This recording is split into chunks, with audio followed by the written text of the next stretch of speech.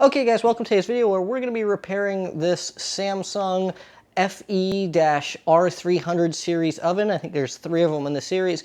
It'll probably apply to a couple of others, similar models to this. But we're going to replace the heating element in there. I've already diagnosed it and know what's wrong with it, but we'll go through the procedure, see what exactly the problem is and how I got to that. There's no point I'm actually going to need power for this, so let's go ahead and turn off the breaker for safety. So I know I mentioned that we're going to be replacing the element. Don't get caught up on the fact that this has a hidden element in it. So, a lot of these ovens, you kind of take a couple of screws out here and you take this plate off and you can replace your element. It's hidden. You have to access it from the back. It's not that big of a deal. So don't let the fact that when you open this oven, you don't see where the element is take away from the fact that you'll be able to repair this yourself, because this is an easy enough repair to do. So let's... We're going to have to pull the oven out and take a look at the back side of it. As for what tools you're going to need to get this job done, you're definitely going to need some sort of knife or X-Acto knife. If this is the first time the oven's been repaired, you're going to need some sort of Phillips head screwdriver or a drill. And optionally, you're going to want a multimeter and some gloves. So for teardown of this repair, we're not going to have to remove this panel at all. We'll only be removing this panel. We may need to remove this panel, and then we'll be disconnecting the cable from the back. You should also unplug the cable from your wall if your oven's been properly installed in your house and you have a oven outlet. All right, so let's get this back panel off.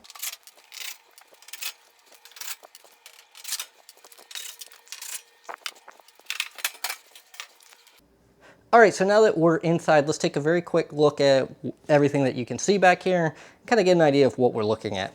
So obviously we have our main power bus here. Then we have our broiler element up here with the temperature probe.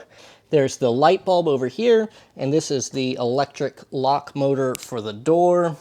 And then you have your bottom element here, which is going to be the bad element in this unit. Before we actually get started, let's verify that we don't have power. So just go ahead and turn our multimeter into volts AC.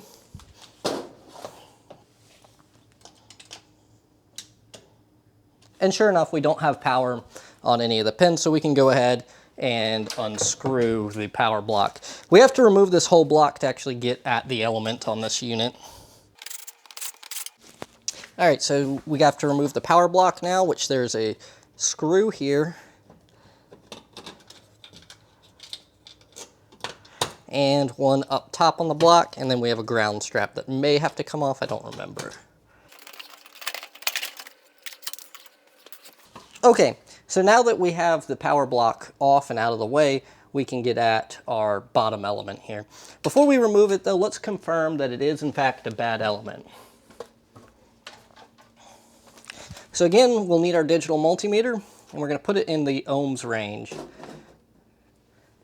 Now, we'll go right here and right here. And if it was a good element, we should read around 15 ohms across it. However, in this case, we get out of range because it is open circuit. This thing's blown. So yeah, out of range, we have a open circuit or blown heating element. So let's go ahead and get this thing removed out of here.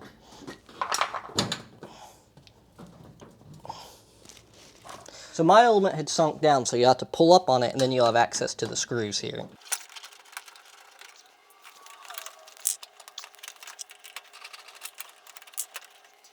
All right, so this is where the part where you need the knife. So this insulation right here, you're gonna have to cut across it so that way the element can actually come out here. This is also where you're gonna want these gloves to just keep that fiberglass off of your hands.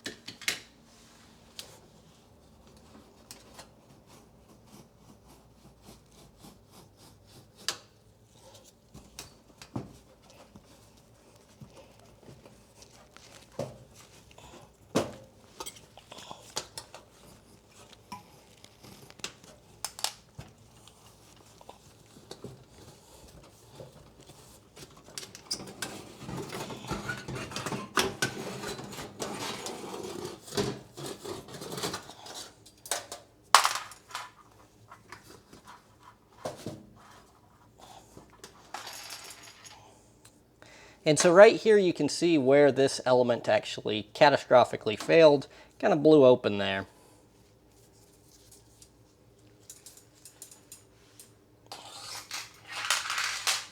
So that confirms our diagnosis that we have a bad heating element. So let's go ahead and get the replacement unit in there. It is a little tricky to get it back on these little pegs that seem to be slightly loose inside the unit. Okay, I apologize for shaky camera time, but I just want to show this. So if your unit falls down there, just take the screwdriver and lift up on it, and then you now have access to that screw. So that's that block that one screw just came out of, and here is the other one. So you may have to fish it and lift it back up if your unit's used and old like mine. When these things were new, this would have rested up there and not fallen. Now let's go ahead and feed the new element in there. So these tabs, they're going to go facing up, and these ones are going to go facing down.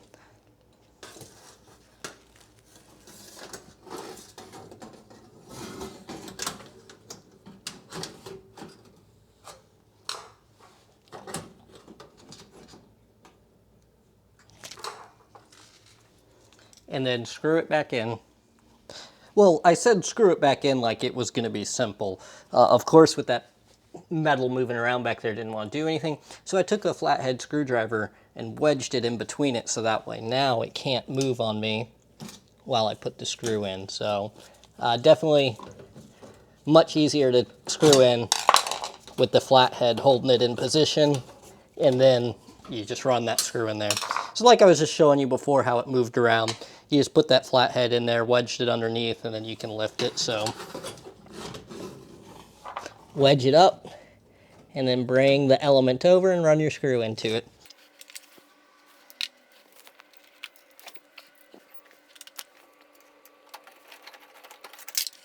Another thing, you really don't want to drop the screw down in there, which luckily I did not, because it is not easy access to get this. You'd have to loosen this panel up and this panel and try to slide in between to try to get that screw back out, or just go find another screw and leave that one in there for all of eternity, because yeah, it is not simple to get behind this. So now we have it screwed back in. Now we just reconnect those wires we disconnected from it. We'll clean up some of this fiberglass, push it in there. It is the insulation. And there we go. Got both of our wires reconnected, and we'll bring this block back down. I do have to fish that screw that I dropped out from behind it.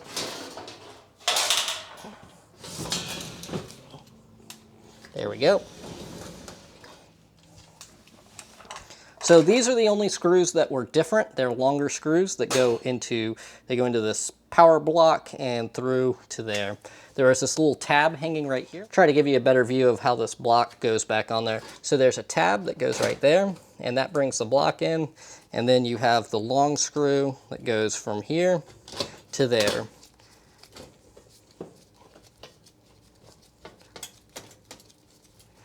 And that's how the wiring block wires back in. That ground that's underneath here, this green screw that you may not be able to see on camera, that does not actually go through the body of this. So it doesn't make it to here. It goes through the body of this, but not into there. Now you also only had 3 machine screws. All the rest were self-tapping screws. The 3 machine screws go into this power block.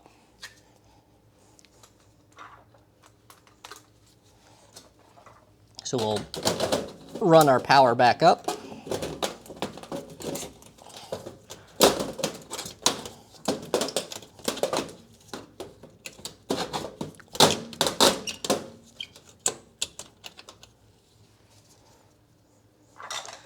And then we have our black wire to black, which mine's labeled on the bottom since it's not colored.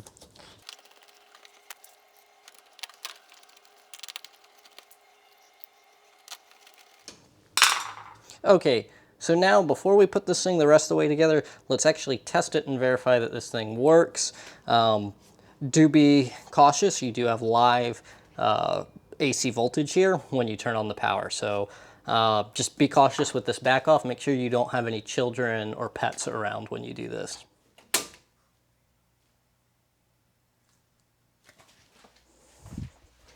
We'll just let the bake cycle run for just a moment and see if we start to come up to temperature. All right, it's only been on for a brief moment, so let's go ahead. I just had to move the camera out of the way, but let's go ahead and feel. Yep, we are in fact getting hot, so we can go ahead, turn that off, and turn off the breaker again. Now, with the breaker back off, some other things to mention real quick before we put this back together is you should check your broiler element 2 while you're in here. It's the same thing, you just put the multimeter on there and you can check for continuity and make sure that you still have continuity through it. This one right here, if you unplug it, is actually your temperature probe inside there. You will need a fine tip multimeter probe if you do want to probe it. So something like these Agilent probes will work. But other than that, they are kind of tricky to probe in that small wire. You could depin it also to get at it, to check it. So if you are getting a temperature error, you might need to replace this guy. So let's go ahead and get this back panel back on the oven.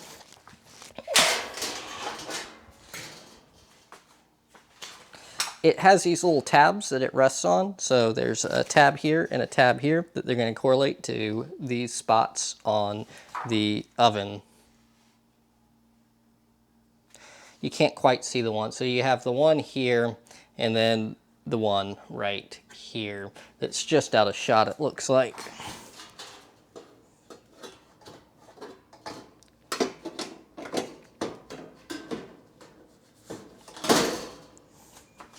And now it will hold itself up there so that way you can screw it back in. One thing, these things do have more screw holes than screws, at least mine did. I don't know if that's because somebody had worked on it in the past or if the factory just ships them with a couple less pieces of hardware in it.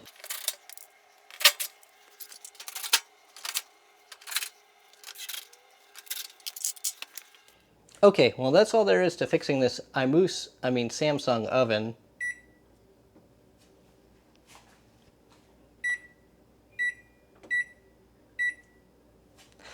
I hope you guys enjoyed this video, and I'll see you in the next one.